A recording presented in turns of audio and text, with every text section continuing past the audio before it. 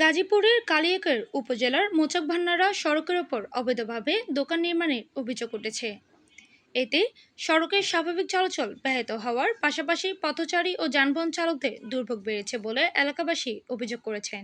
আমাদের যে এলাকার যে জনগণ এই লিরিকের সামনে যে একটা অবৈধভাবে স্থাপন করছে, এটা আসলে স্কুল কলেজের রাস্তাঘাটে গাড়ি ঘোড়া এবং কলকারখানা শ্রমিক ভাইদের যারা আছে এদেরও অনেক কষ্ট পায়, যা অনেক দুর্ভোগ জনগণ করে।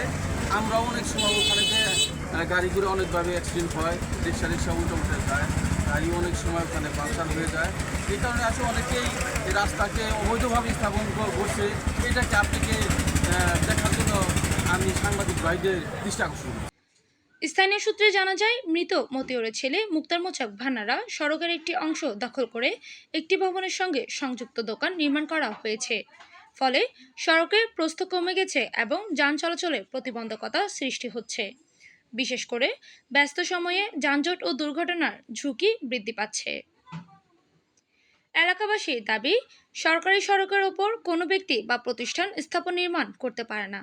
তবুও পেশি শক্তি ব্যবহার করে সড়কের জায়গা দখল করে দোকান নির্মাণ করা হয়েছে বলে অভিযোগ রয়েছে। একাধিক পথচারী জানান, সড়কের ওপর নির্মিত দোকান করার কারণে চলাচলের সমস্যা হচ্ছে। রাতের বেলায় বিষয়টি আরও ঝুঁকিপূর্ণ হয়ে ওঠে। যেমন অনেক বাড়িঘর দোকানপাট রাস্তার পাশে তৈরি করতেছে, কিন্তু আমরা স্টুডেন্ট মানুষ, আমরা যাতায়াত করতে পারতেছি না ঠিক মতো। যখন আমরা রাস্তা দিয়ে যাই, রাস্তা অনেক ছোট হয়ে যায়, অনেক গাড়ি আছে যেগুলো রাস্তা চলাচল করার সময় অনেক জ্যাম লাগে যায়, আমরা ভালো মতো হাঁটাচলা করতে পারি না।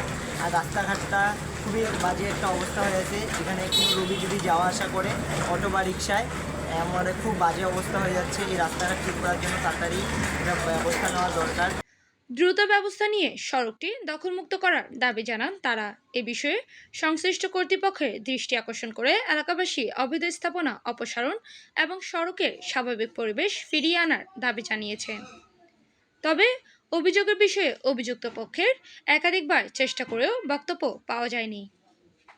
মোহাম্মদ জসিমউদ্দিন খানের পাঠানো তথ্য ও চিত্রে PI ৭২ টিভি।